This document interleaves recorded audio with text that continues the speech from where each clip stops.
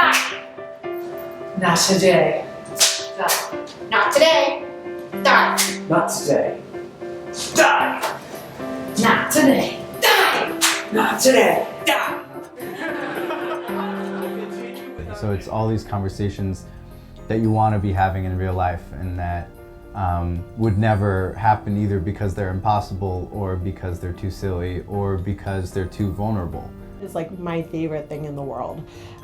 It's just joy and fun and this wonderful camaraderie of people who just like being creative and having fun. Oh, that's come on, don't fall for that. Well,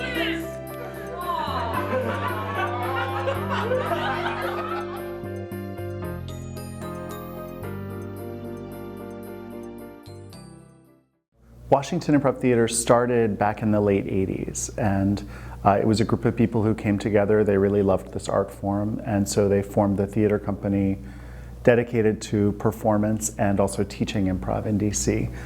That sort of generation of the company was short-lived, so in the early 90s they sort of broke up the company and everybody went their separate ways except for the artistic director, Carol Douglas. She remained in DC and she continued to teach improv. That was really her passion, was teaching these ideas.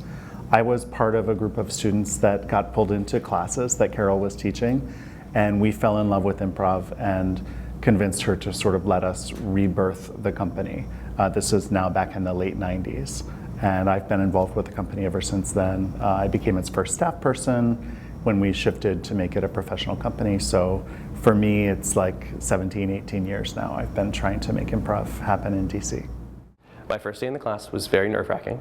A lot of these guys have worked together before, but this is my first time taking classes at WIT. So I didn't really know anybody or like what the procedure was, but that all goes away really quickly because almost right off the bat you're doing some kind of weird warm-up and everybody's acting very strange and it's wonderful and beautiful, and you start doing scenes with each other. And a lot of these people I still don't know very well as people, but I know them very well as improvisers, and that's almost just as fun in a way. What is improvisation? It is spontaneous collaboration among performers to create a performance live on the spot with no script and no agreed upon destination. Often in improv we'll use an audience suggestion or two to inspire the scene or the entire performance. We are Fisticuffs, and to get started we're going to need 3 different suggestions from you. So if we could have this section of the audience right here give us a non-geographic location. Sure.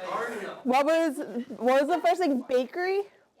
Bakery, thank you. I love to do improv because it's this form of communal comedy where a lot of times in comedy, you know, you'll have stand-up comics who will kind of go on stage on their own and do their set. But with improv, it's very together and it's very social, and you're supporting one another and you're finding, you know, very strange characters and games and scenes to do together, and that social aspect really appealed to me. I've always been really interested in theater and comedy. I did like theater in middle school and high school and like sketch comedy in college, and then I moved here and this is a sad detour. My mom had passed away shortly after I moved to DC, and I was like looking for things to keep me busy, and a good friend of mine had taken a class at WIT. They offer free classes. I think it's back at that time they offered it like every 3 months or so, and she had just taken it with another friend of ours, and she was telling me about it in the context of a boy, and she's like, I met this guy and I really like him and he likes comedy, and I took an improv class, and I thought I would tell him about this improv class and he wasn't interested, and I was like, all right, I want to hear about the boy, but what was this improv class? And I was a terrible friend. I'm like, stop your story, tell me about improv.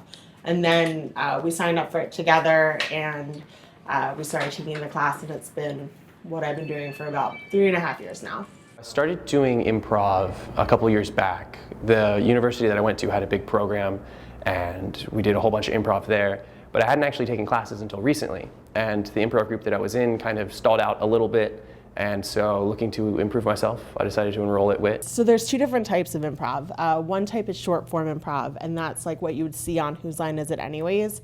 And they have like the very specific rules, and you go into it and you're like, I know I'm gonna use a prop, I know I'm going to tell a joke or whatever the case may be. There's also long form improv, which is what we do at WIT, what I do. And long form improv, it's like seeing Saturday Night Live, but everything's made up on the spot. Or it's like seeing a play and everything's made up on the spot. And you'll start with a word or an activity or a non-geographical location, and then you'll do 25 minutes that came from just yes-anding and listening and collaborating and building together. The classes that we teach at WIT really run a gamut. So your basic intro classes are really going to be about unlocking yourself, probably getting out of your own way. A lot of us have tendencies to cancel our own ideas or edit our answers, and improv is really about being free and allowing your natural responses to happen before you can judge them. It's like being a kid in a lot of ways. So it introduces a lot of levity, and I feel like especially in the world right now, like you turn on the news and it's like, oh God, things are crazy.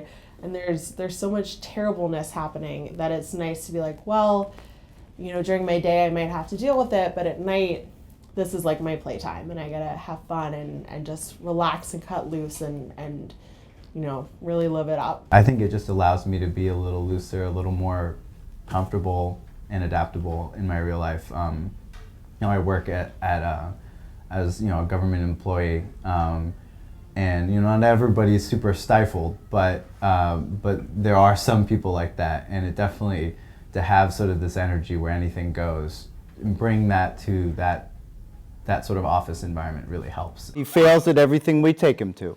Oh, but look how excited he is, and the way he's just moving his limbs. I think he's really coming into his own. Do you remember judo? You said that right before judo, right before he got his neck snapped. I was.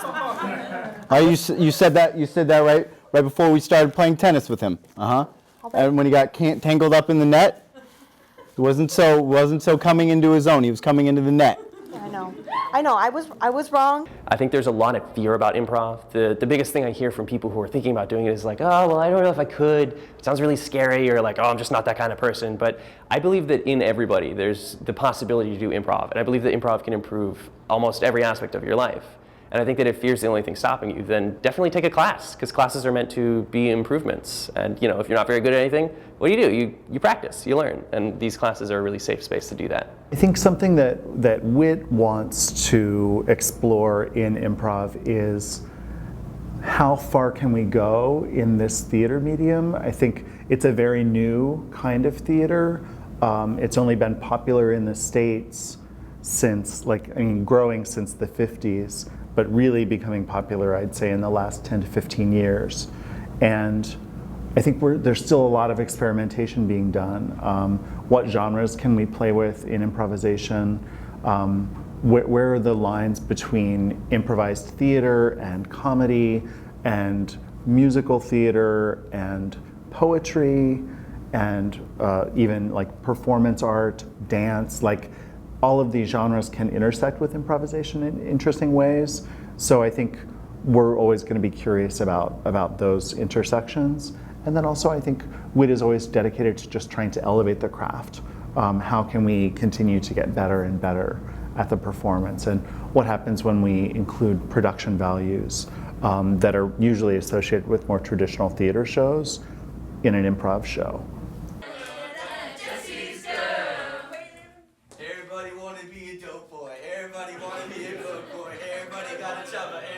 Improv, I think, makes a lot of people into adventurers in that department, and what they find when they start that adventure is really exciting for them.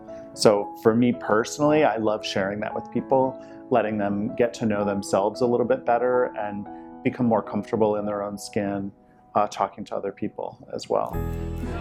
Beyond the sea, somewhere waiting for me, and I did.